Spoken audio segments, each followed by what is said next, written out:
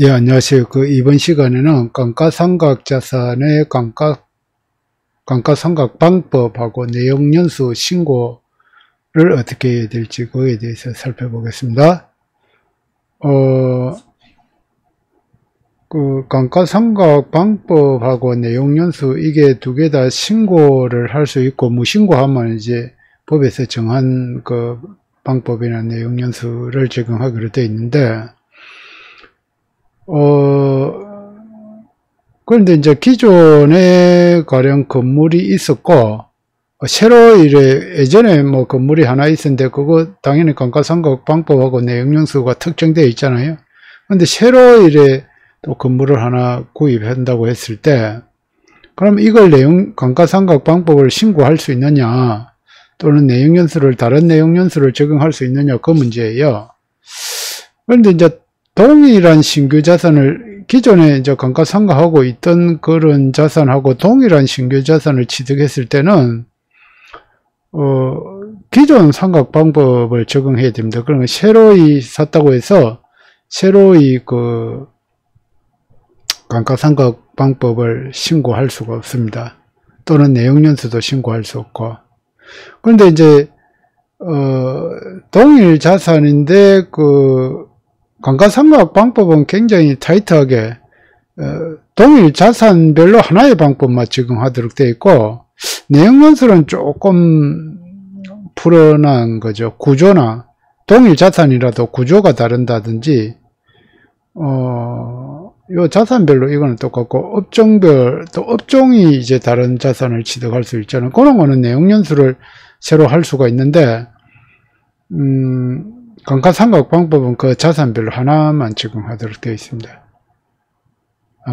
그러니까 이제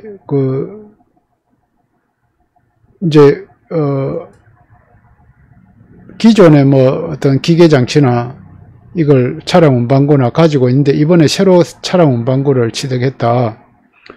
그러면은 이제 기존 내용연수를 적용해야 되죠. 기존에 신고 내용연수 적용된 게 있다면은 그 차량 운반구의 기존 신고 내용연수대로, 기존에 무신고했다면은 뭐 기존 내용연수가 적용됐을 거니까 기존 내용연수를 적용해야 됩니다. 그러니까 처음 사업 개시할 때 보통 자산을 취득하니까 그때 신고 이거를 잘 하셔야 됩니다. 내용연수를 좀 길게 할 것인지 짧게 할 것인지, 또는 감가상각 방법을 뭐 정률법으로 해가지고 가속상각할 것인지, 처음에 사업 시작할 때 또는 처음 해당하는 유형의 자산을 취득했을 때 그때는 감가상각 방법 신고 내용연수하고 신고할 때 신중을 기해야 된다.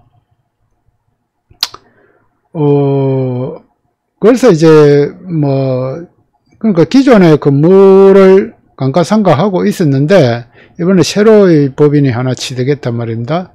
그럼 감가상각 방법은 이제 기존에 무신고했으니까 그냥 정액법으로 하고 있으니까 건물은 어차피 신고해나 안 해나 정액법이니까 상관이 없는데, 가령 내용연수를 좀 이번에 산 거는 가속상각해서 비용을 좀 떨고 싶은데, 그러니까 30년을 적용하고 싶은 거죠. 그런데 이제 기존에 무신고가 40년으로 되어 있으면 이게 어떻게 할 수가 없습니다. 그냥 40년을 적용된. 그런데 기존에 이제 건물을 잘 보셔야 돼요. 그게 구조가 철근 콘크리트냐, 안 그러면 벽돌조냐. 벽돌조 같은 경우는 20년인가 그래요. 그런데 이번에 산 거는 튼튼한 철근 콘크리트죠.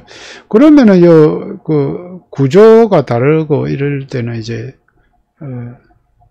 새로 적용해도 되겠죠. 그러니까 내용연수는 조금 플렉시블하게 적용할 수 있습니다. 그리고 기존에는 임대사업의 건물이었다면, 이번에 공장을 지었다. 그거는 새로 가속상각 내용연수를 적용할 수가 있겠죠. 그런 식입니다. 요거는 조금 여유가 있습니다. 새로 취득했을 때. 그런데 이제 또 한 가지 검토해야 될 거는, 신규 사업자가 가령 차량을 1억 넘게 되는 거를 화물차를 취득했단 말입니다. 그런데 이게 신규 사업자인데 처음에 경비도 없고 해서 추계를 신고했어요. 기준 경비를. 단순경비율에 비해도 신규 사업자는 가산세도 없잖아요. 그래 하고 또는 이렇게 안 한다 하더라도 또 중소기업 특별세 감면 이런 걸 적용해버리면 감가상각 의제가 돼버리는데, 근데 감가상각 방법이나 내용연수를 신고를 안 했어요. 그러면 차량 같은 경우에 5년에다가 감가상각 방법이 정률이잖아요. 그러니까 이게 뭐 주계로 신고했든지 감면을 적용했든지 하면은 그 감가상각 해먹지도 못하고 처음에 정률법은 거의 절반 가까이 감가상각이 날아가 버리는 거예요. 써먹지도 못하고 이 상각 의제가 돼가 다 날아가 버리니까, 그러니까 초년도에 초년도 아니라도 처음으로 해당 자산을 취득했을 때 이 주계 신고나 감면 적용을 할 때는 최대한 감가상각비가 적게 나갈 수 있도록 정률법, 그러니까 무신고하면 정률법인데 신고를 해가지고 정액법으로, 그리고 내용연수도 최대한 좀 길게 5년인 것 같으면 6년짜리로 이런 식으로 감가상각 방법과 내용연수를 해당 취득한 연도에 뭐 법인세나 소득세 신고할 때 그 신고를 해 두시는 게 좋다. 그래야 요 감가상각 의제되는 금액을 조금이라도 줄일 수 있다. 처음부터 주계나 감면을 적용 안 한, 감가상각 의제가 적용되지 않으면은 그 알아서 하시면 되는데, 의제가 적용될 때는 이걸 잘 감안하셔가지고 신고하셔야 된다. 그러니까, 추가로 새로 취득했다고 해서, 방법이나 내용연수를 이렇게 아무 때나 내 원하는 대로 되는 게 아니고, 기존대로 따라가셔야 됩니다. 내용연수만 조금 플렉시블하게 여기 종류별로, 자산별로, 구조별로 이렇게 새로 적용할 수 있다는 거고요. 이번 시간에는 감가상각에 대해서 살펴봤습니다. 도움 되셨다면 좋아요, 구독부터.